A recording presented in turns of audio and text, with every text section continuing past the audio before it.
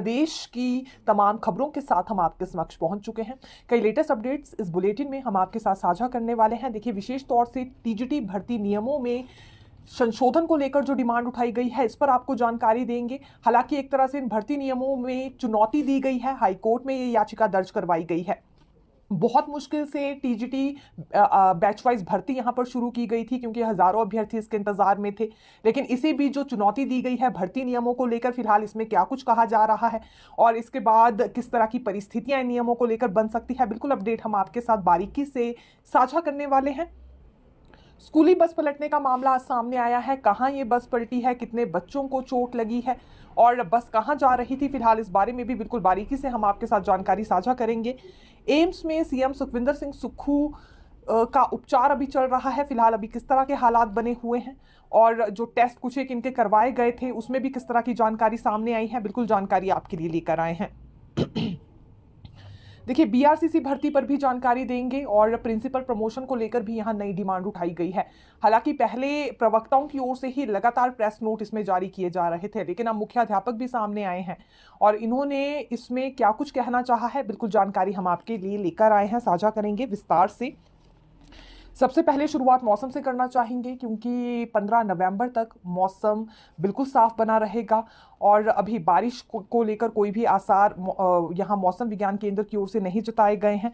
तो ये एक राहत भरी खबर भी है। लेकिन इसी बीच सर्दी काफ़ी ज़्यादा बढ़ती जा रही है। एक तरह से सूखी ठंड हम इसे कह सकते हैं, जिस वजह से लोगों को गले की काफ़ी प्रॉब्लम भी हो गई है।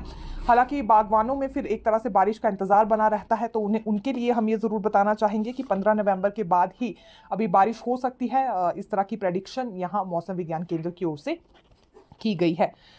ठियोग से जो विधायक है कुलदीप सिंह राठौर, ये अपनी ही सरकार को घेरते हुए नजर आए हैं और वो भी नशा माफिया पर। दरअसल इनका कहना है कि नशा माफिया गांव-गांव तक पहुंच गया है। ये जरूरी है कि जितने भी राजनीतिज्ञ इसमें इन्वॉल्व हैं उन पर कार्रवाई की जाए और उचित कदम सरकार को इसे रोकने के लिए उठाने चाहिए। केंद्रीय एजेंसियों के साथ मिलकर यहां काम किया जाना चाहिए। अब इनके इस बयान के बाद विपक्ष को भी इन पर कहने का मौका मिल गया है। दरअसल विपक्ष की ओर से टिप्पणी ये की गई है कि यहां अब कांग्रेस के विधायक ही अपनी सरकार को घेरते हुए नजर आ रहे हैं और ये बात भाजपा प्रवक्ता मोहिंदर धर्माणी की ओर से कही गई है। इनका ये मानना है कि खुफिया एजेंसियों के साथ मिलकर काम होना चाहिए था और जहां खुफिया एजेंसियों ने कुछ एक इससे संबंधित जानकारी दी थी तो सरकार को उस पर एक्शन लेना चाहिए था, लेकिन यहाँ पर इन मसलों को दबाने की कोशिश की जा रही है।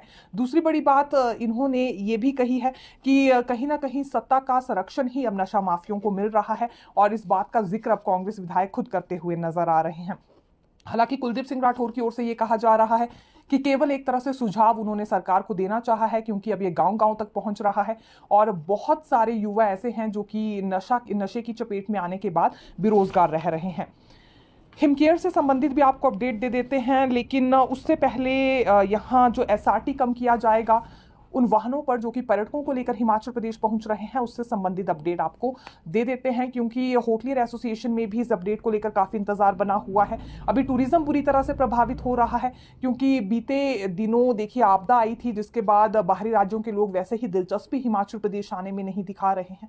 और इस बीच एक शिकायत ये भी की जा रही है बाहरी राज्यों के टैक्सी ऑपरेटर्स की ओर से कि यहाँ पर जो स्पेशल रोड टैक्स है वो ज़्यादा दिया जा रहा है, जिस वजह से उनके लिए ये घाटे का सौदा रहता है। मुख्यमंत्री सुखविंदर सिंह सुक्खू से इन्होंने मुलाकात की थी और उसमें यह आग्रह भी किया था कि यदि एसआरटी घटाया जाता है यानी कि कम किया जाता है तो फिर ये यहाँ के लिए भी पर्यटकों को लेकर आएंगे और अभी जो ये हिमाचल के टूर रिजेक्ट कर रहे हैं उन्हें रिजेक्ट करना बंद कर देंगे। दरअसल इस तरह के मामले सामने आए हैं कि बहुत सारे ऐसे भी टैक्सी ऑपरेटर्स थे जिन्होंने पहले बुकिंग करवाई हुई थी लेकिन बाद में रद्द कर दी और अब होटलियर एसोसिएशन में भी इससे लेकर काफ़ी गतिरोध देखने के लिए मिल रहा था और होटलियर एसोसिएशन ने भी सरकार से यही गुहार लगाई है कि एसआरटी कम कर दिया जाए, क्योंकि उनके होटल्स खाली पड़े हैं। इस सीजन में भी 0% ऑक्यूपेंसी कुछ एक होटल्स में देखने के लिए मिल रही है। तो जल्दी ही अब इस पर फैसला होने वाला है, एसआरटी कम किया जाएगा। फिलहाल किस तरह से टैक्स स्लैब को कम किया जा सकता है, इस पर अभी प्रक्रिया शुरू कर दी गई है। हालांकि सीएम सुक्खू का इंतजार इस पर हो रहा है, क्योंकि फाइनल बैठक उनके साथ होगी, उसके बाद ही टैक्स स्लैब पूरी तरह से तैयार होगा और इस पर अधिसूचना भी जारी कर दी जाएगी। यानी कि अधिसूचना जब जारी होगी उसके बाद ही हालांकि टैक्स स्लैब कम होगा, लेकिन राहत भरी खबर है क्योंकि सोच विचार इस पर कर लिया गया है और परिवहन विभाग की ओर से भी प्रक्रिया पूरी की जा रही है। वहीं अगली बात देखिए, हिमकेयर योजना से जुड़ी हम करना चाहेंगे, क्योंकि लगभग अभी 200 करोड़ की राशि पेंडिंग रह गई है और यहाँ बहुत सारे मरीज ऐसे हैं जिनका इस योजना के तहत इलाज नहीं हो पा रहा है। ये निजी अस्पताल है जहां उनकी ओर से यह हवाला दिया जा रहा है कि फिलहाल अभी तक सरकार की ओर से उन्हें हिमकेयर योजना के तहत राशि जारी नहीं हुई है। लगभग अभी ये 200 करोड़ बताया जा रहा है जो कि पेंडिंग है, और दूसरी ओर अधिकारियों की ओर से यह हवाला दिया जा रहा है कि हर महीने लगभग 35 करोड़ का क्लेम आ रहा है, जिस वजह से यह राशि बढ़ती जा रही है। जल्दी ही ये पेंडिंग राशि भी निजी अस्पतालों को दे दी जाएगी उसके बाद इस योजना के तहत, ताकि लाभार्थियों को लाभ मिल सके, ये कोशिश होने वाली है। लेकिन पिछले कुछ दिनों से शिकायतें यही आ रही हैं कि केवल निजी अस्पतालों का यह हाल नहीं है, बल्कि सरकारी अस्पतालों में भी इस योजना के तहत इलाज मरीजों को नहीं दिया जा रहा है। अगली बात फायर ब्रिगेड कर्मचारियों से जुड़ी करना चाहेंगे, क्योंकि अब ये सिविल में ही नजर आने वाले हैं। इस तरह की चेतावनी इनकी ओर से दी गई है। दरअसल इनकी ओर से ये माना जा रहा है कि सरकार ने पिछले कई महीनों से ना तो इन्हें वर्दी दी है और ना ही बाकी सामान उपलब्ध करवाया है। हालांकि मूलभूत सुविधा इन्हें मिलनी चाहिए, क्योंकि इस तरह की घटनाएं जब सामने आती है, आगजनी भरी या फिर बाकी घटनाएं भी, तो वहां पर सबसे पहले फायर ब्रिगेड के कर्मचारी ही पहुंचते हैं। तो इन्हें ही अगर मूलभूत सुविधाएं सरकार नहीं देगी तो कैसे ये अपना काम करेंगे। 1 माह का समय अब इन्होंने दे दिया है। अगर वर्दी और बाकी सामान इन्हें दिया जाता है तो अच्छी बात है, और अगर नहीं दिया जाता है तो सिविल में ही मजबूरन इन्हें अपना पूरा काम करना होगा। ये इनकी ओर से चेतावनी सरकार को दी गई है। मेयर के चुनाव को लेकर भी आपको जानकारी दे देते हैं, क्योंकि अभी देखिए 4 नगर निगम के मेयर के चुनाव होने हैं, धर्मशाला, पालमपुर, सोलन और मंडी में। लेकिन शहरी विकास विभाग की ओर से अभी तक शेड्यूल जारी नहीं किया गया है। दरअसल पहले यहाँ पर शेड्यूल जरूर जारी हुआ था, अधिसूचना भी जारी हुई थी, लेकिन क्लैरिफिकेशन इस पर मांगी गई थी 2 डीसीज की ओर से। तो एक डीसी को यहाँ पर क्लैरिफिकेशन मिल गई है, जो कि मंडी के डीसी हैं। दरअसल उनकी ओर से इसमें सवाल जो पूछा गया था उसका जवाब ये दिया गया है कि मेयर के चुनाव में विधायक वोटर नहीं होंगे। लेकिन अभी तक हमीरपुर डीसी की ओर से जो सवाल किया गया था उससे लेकर यहाँ पर कोई भी जवाब नहीं दिया गया है। और यहाँ माफ़ी चाहेंगे डीसी कांगड़ा की ओर से, जो यहाँ सवाल इसमें पूछा गया था, जो क्लैरिफिकेशन मांगी गई थी, उस पर कोई भी जवाब नहीं दिया गया है। और इंतजार इसे लेकर और करना होगा, क्योंकि शहरी विकास विभाग के प्रधान सचिव देवेश कुमार अभी विदेश दौरे पर हैं और इसलिए भी एक क्लैरिफिकेशन का इंतजार करना पड़ रहा है। कुल मिलाकर हम ये कह सकते हैं कि अफसरशाही की सरकारी प्रक्रिया में ये शेड्यूल एक तरह से फंस कर रह गया है, इसीलिए देरी मानी जा रही है मेयर के चुनाव होने में। क्योंकि 4 नगर निगम के मेयर का ये चुनाव होना है, जैसा कि हमने कहा, धर्मशाला, पालमपुर, सोलन और मंडी। तो जो मंडी डीसी की ओर से क्लैरिफिकेशन मांगी गई थी उस पर जवाब मिल गया है, लेकिन दूसरी ओर जो कांगड़ा डीसी की ओर से यहां पर सवाल किया गया था उस पर क्लैरिफिकेशन कुछ नहीं आई है और इसीलिए इंतजार बना हुआ है। तो ये मेयर के चुनावों से संबंधित अपडेट हम आपके लिए लेकर आए थे। अब आना चाहेंगे टीजीटी पदनाम पर। पूर्व जयराम सरकार ने एलटी को और शास्त्री को टीजीटी पदनाम दिया था, लेकिन अब इसे वापस लिया जा सकता है, इस पर सोच विचार हो रहा है। कारण ये है कि देखिए, हाल ही में हाईकोर्ट की ओर से ऑर्डर्स जारी हुए हैं कि ये जिन भी वर्गों को टीजीटी पदनाम दिया गया है, ज़रूरी है कि इन्हें टीजीटी का ही एरियर और स्केल भी दिया जाए बैकडेट से। अब इसके बाद सरकार थोड़ी सी असमंजस की स्थिति में नजर आ रही है और इसीलिए शिक्षा विभाग की ओर से सलाह मांगी गई है लॉ सेक्रेटरी से। हालांकि 2 विकल्पों के साथ यहाँ पर सलाह मांगी गई है। पहला विकल्प ये है कि क्या इन्हें दिया गया पदनाम वापस लिया जा सकता है, और अगर ये वापस लिया जाएगा तो फिर किस तरह का असर उसके बाद पड़ेगा। और दूसरा विकल्प जो यहाँ दिया जा रहा है विभाग की ओर से, यानी कि सलाह लेने के लिए जो दूसरा विकल्प है वो ये भी है कि जो जजमेंट आई है क्या इस पर चुनौती दी जा सकती है। यानी कि क्योंकि देखिए, सिंगल जज की ओर से ही अभी इस तरह का फैसला सुनाया गया था, तो अब इस पर चुनौती देने की बात भी हो रही है। अगर ये चैलेंजिंग की जाती है तो लाजमी सी बात है, बात आगे बढ़ेगी। लेकिन जो टीजीटी पदनाम वापस लेने की बात हो रही है, इससे ये कैडर काफ़ी ज़्यादा नाराज़ नज़र आएगा, क्योंकि लंबा संघर्ष इन्हें करना पड़ा है। अगर हम एलटी और शास्त्रियों की बात करें तो बड़े प्रदर्शन भी इनकी ओर से हुए थे, फिर कहीं जाकर इन्हें टीजीटी पदनाम मिला था।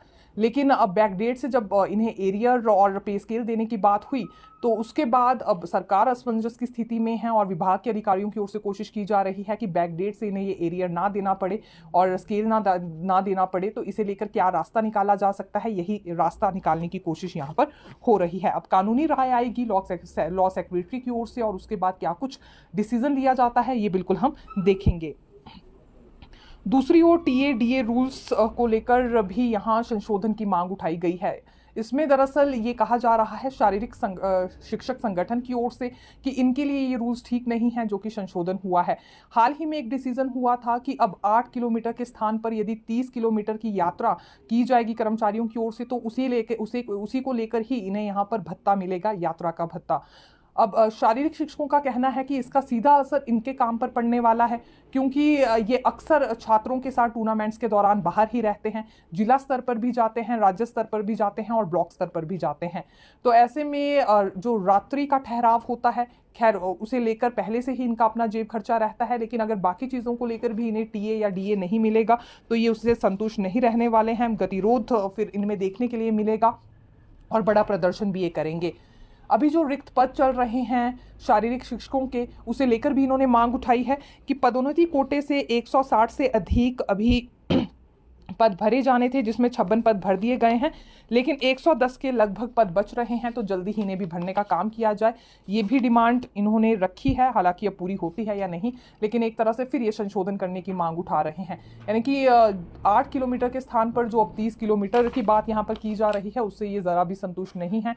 8 किलोमीटर ही इसे वापस से किया जाए, ये मांग इन्होंने कही है। बीआरसीसी पर भी नई अपडेट देना चाहेंगे, क्योंकि कुछ एक वर्ग इसमें ऐसे हैं, विशेष तौर से अगर हम टीजीटी या जेबीटीज की बात करें, ये जेबीटी की ओर से ही, क्योंकि एक प्रेस नोट जारी हुआ था जिसमें इनका कहना था कि एज लिमिट बढ़ाई जानी चाहिए, लेकिन अब इसमें कोई भी संशोधन नहीं होगा। ये हम इसलिए कह रहे हैं क्योंकि देखिए बड़ी बात यह है, अगले हफ्ते ही इसके लिए पद विज्ञापित होंगे। ये शिक्षा सचिव राकेश कंवर की ओर से डायरेक्टर को डायरेक्शंस दे दी गई हैं कि पद विज्ञापित किए जाए। लगभग 141 शिक्षा खंडों में 282 बीआरसीसी नियुक्त किए जाएंगे और इनके लिए आवेदन भी समग्र शिक्षा के स्तर पर ही होंगे। इसके अतिरिक्त जो शिक्षा सचिव की अध्यक्षता में स्क्रीनिंग कमेटी बनी है, वही इसके लिए कार्य करने वाली है।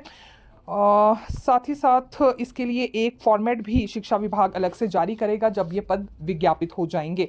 तो बीआरसीसी भर्ती को लेकर भी क्योंकि काफ़ी इंतजार बना हुआ है, जैसा कि हमने कहा कि 282 के करीब बीआरसीसी नियुक्त होने हैं, लेकिन संशोधन अब इसमें कोई भी नहीं होगा लगभग एक तरह से, क्योंकि पॉलिसी फाइनल हो गई है। तो जो एज लिमिट में छूट मांगी जा रही थी जेबीटीज की ओर से, ये मांग इनकी अभी हमें पेंडिंग ही नजर आ रही है। प्रिंसिपल प्रमोशन पर भी हेडमास्टर्स की ओर से नई मांग रखी गई है। अभी देखिए प्रवक्ता वर्ग यहाँ सामने आया था, उनका ये कहना था कि ये जो प्रमोशन कोटा है उनके लिए बढ़ाया जाना चाहिए, क्योंकि प्रवक्ताओं की संख्या ज़्यादा है, हेडमास्टर्स की कम है। लेकिन अब हेडमास्टर वर्ग भी सामने आ गया है और हेडमास्टर्स की ओर से शिकायत ये की जा रही है कि पहले भी प्रवक्ताओं के कहने पर ही इनका 10% कोटा कम कर दिया गया था। दरअसल हेडमास्टर्स को पहले 60% कोटा दिया गया था और 40% प्रवक्ताओं को था, लेकिन जब प्रवक्ताओं ने इसमें अपना विरोध जताया तो 50% ये कोटा हो गया था। लेकिन अब दोबारा से प्रवक्ता ये कह रहे हैं कि उनकी संख्या ज़्यादा है, तो उन्हें 60 से 70% कोटा दिया जाए और हेडमास्टर्स को महज 30% काफ़ी है, क्योंकि इनकी संख्या सैकड़ों में है। हेडमास्टर्स का ये कहना है कि भले ही इनकी संख्या काफ़ी कम हो, लेकिन इन्हें काफ़ी इंतजार करना पड़ता है प्रिंसिपल प्रमोशन के लिए। और बहुत सारे हेडमास्टर्स ऐसे भी हैं जो कि बिना प्रमोशन ही सेवानिवृत्त हो जाते हैं। इसलिए अगर इसमें संशोधन किया जाता है तो इनकी ओर से भी आंदोलन होगा। बिल्कुल जो अभी क्राइटेरिया रखा गया है 50% कोटे का, उसे एज इट इज़ रखा जाए, भले ही इस अवधि को आगे बढ़ाया जाए। 3 दिसंबर तक इसे लंबित किया जा सकता है, लेकिन प्रमोशन कोटे से कोई छेड़छाड़ नहीं होनी चाहिए, ये बात इनकी ओर से कही जा रही है। और साथ ही साथ इनका ये भी कहना है कि 2017 से लेकर अभी तक जो प्लेसमेंट के आधार पर प्रिंसिपल कार्य कर रहे हैं, अब उन्हें भी रेगुलर किया जाए, क्योंकि अपने रेगुलराइजेशन के इंतज़ार में वो बने हुए हैं। 5 साल उन्होंने दिए हैं, तो इसलिए ज़रूरी है उन पर भी सरकार ध्यान दे। लेकिन एक तरह से देखा जा सकता है कि गतिरोध यहाँ पर छिड़ गया है दोनों कैडर्स के बीच। प्रवक्ता कह रहे हैं कि हज़ारों में उनकी संख्या है, 18,000 से ऊपर उनकी संख्या है, इसलिए प्रमोशन कोटा उन्हें ज़्यादा मिलना चाहिए, 50% से उसे बढ़ाया जाए। लेकिन अब हेडमास्टर्स ने साफ कर दिया है कि अगर इस कोटे के साथ कोई भी छेड़छाड़ होती है तो ये भी फिर सड़कों पर उतरेंगे। अब सरकार और विभाग के अधिकारी क्या कुछ करते हैं ये हम देखेंगे। कुल्लू दशहरे में देखिए आग लगने का मामला सामने आया है। ढालपुर में अंतर्राष्ट्रीय कुल्लू दशहरे का उत्सव चल रहा है और बाहरी राज्यों से भी काफ़ी पर्यटक दशहरे का आनंद उठाने के लिए वहां पर पहुंचे हैं, लेकिन शुक्रवार रात को आग लगने की घटना वहां सामने आई। ये सिलेंडर फट गया था, लेकिन इसी बीच कुछ एक लोग घायल भी हो गए हैं। एक पुलिसकर्मी समेत ये 4 लोग घायल बताए जा रहे हैं। इसके अतिरिक्त देवताओं के 12 टेंटों सहित 5 दुकानें जलकर पूरी तरह से राख हो गई। लगभग ये 25 लाख का नुकसान वहां पर बताया जा रहा है और 2 करोड़ की संपत्ति को जलने से बचा लिया गया, ये भी बात यहां पर कही गई है। हालांकि फौरी तौर पर 25-25 हजार की राशि जल्दी ही उन लोगों तक पहुंचा दी जाएगी जो कि आग की चपेट में एक तरह से आ गए थे या थोड़े बहुत जख्मी हो गए हैं। और बहुत सारे वो दुकानदार भी, क्योंकि 4 से 5 के करीब ये दुकानें हैं जो कि जल गई हैं, तो इन्हें भी ये फौरी तौर पर राहत यहाँ पर जल्दी ही उपलब्ध करवाई जाएगी। देखा जा सकता है कि जो देवव्रत थे उन्हें भी बहुत मुश्किल से वहाँ निकाला गया। जिस तरह के विजुअल सामने आए हैं, वो जलते हुए टेंट थे और बाहर देवव्रतों को निकालना था, ये एक तरह से चैलेंजिंग सिचुएशन से कम नहीं था। इसी बीच जो देवताओं के साथ देवलुएं आते हैं, उनके ढोल नगाड़े भी पूरी तरह से जलकर राख हो गए हैं। मुख्यमंत्री सुखविंदर सिंह सुक्खू के स्वास्थ्य से जुड़ा हाल भी आपको बता देते हैं, क्योंकि पहले देखिए पेट के दर्द की शिकायत इन्हें हो गई थी, जिसके बाद आईजीएमसी एडमिट किया गया, लेकिन फिर उसके बाद एम्स दिल्ली इन्हें पहुंचाया गया। अभी इनके जितने भी टेस्ट हुए हैं वो एक तरह से सही पाए गए हैं, यानी कि डरने की कोई भी आवश्यकता नहीं है। लेकिन एम्स के डॉक्टर्स ने इन्हें आराम करने की सलाह दी है, इसीलिए हिमाचल सदन दिल्ली में ही ये अपना कुछ वक्त लगा सकते हैं और हो सकता है कि 1 या 2 दिन बाद फिर इन्हें पूरी तरह से डिस्चार्ज मिल जाए और ये शिमला लौट आए। हालांकि अभी पूरी तरह से कंफर्मेशन नहीं है कि ये शिमला कब लौटेंगे, क्योंकि अभी आराम करने के लिए ही इन्हें कहा गया है और एक तरह से वहाँ दिल्ली में ही रहेंगे, तो डॉक्टर्स के नज़दीक भी होंगे और निगरानी में भी होंगे। आज स्कूली बच्चों की बस पलटने का मामला सामने आया है। ये नंगल भाखड़ा मुख्य मार्ग का मामला है और एक तरह से बड़ा हादसा टल गया है, क्योंकि यहाँ महज बच्चों को चोटें आई हैं। बड़ा हादसा पेश आ सकता था जिसमें जान भी जा सकती थी। पिकनिक पर दरअसल ये बच्चे जा रहे थे और ये ब्रेक फेल हो जाने के कारण हादसा हुआ। इसमें 6 बच्चे घायल हो गए हैं। 7 टीचर्स का स्टाफ भी इनके साथ था। भाखड़ा घूमने जा रहे थे, लेकिन इसी बीच भाखड़ा जाते समय एक तीखे मोड़ पर बस पलट गई। हालांकि जिला बिलासपुर की पुलिस मौके पर ही वहां पहुंच गई थी और बच्चों को उन्होंने बीबीएमबी अस्पताल ले जाने का काम शुरू किया। लगभग ये देखा जा सकता है 6 बच्चे हैं, घायल बताए जा रहे हैं, लेकिन ज़्यादा घायल ये नहीं हुए हैं। एक तरह से हल्की चोटें ही इन्हें आई हैं, यानी कि बड़ा हादसा पेश आ सकता था, लेकिन बड़ा हादसा पेश आते आते टल गया है। टीजीटी भर्ती नियमों को लेकर हाईकोर्ट में चुनौती दे दी गई है। देखिए, बहुत मुश्किल से यहाँ पर बैच वाइज आधार पर भर्ती की प्रक्रिया शुरू हुई थी। अभी नवंबर में काउंसलिंग होनी है और इसी बीच यहाँ याचिकाकर्ता की ओर से ये आरोप लगाए जा रहे हैं कि जो भर्ती नियम तैयार हुए हैं वो एनसीटीई के अनुसार नहीं है, क्योंकि ये शिकायतकर्ता की ओर से कहा जा रहा है कि 2010 में जो एनसीटीई की अधिसूचना जारी हुई थी उसके मुताबिक ये पात्र हैं। ये जो अभ्यर्थी हैं बीए पास हैं और 2 साल का डीएलएड डिप्लोमा धारक भी है, लेकिन उसके बावजूद भी इसे इस भर्ती के लिए पात्र नहीं माना जा रहा है, जबकि एनसीटीई की अधिसूचना के अनुसार ये बिल्कुल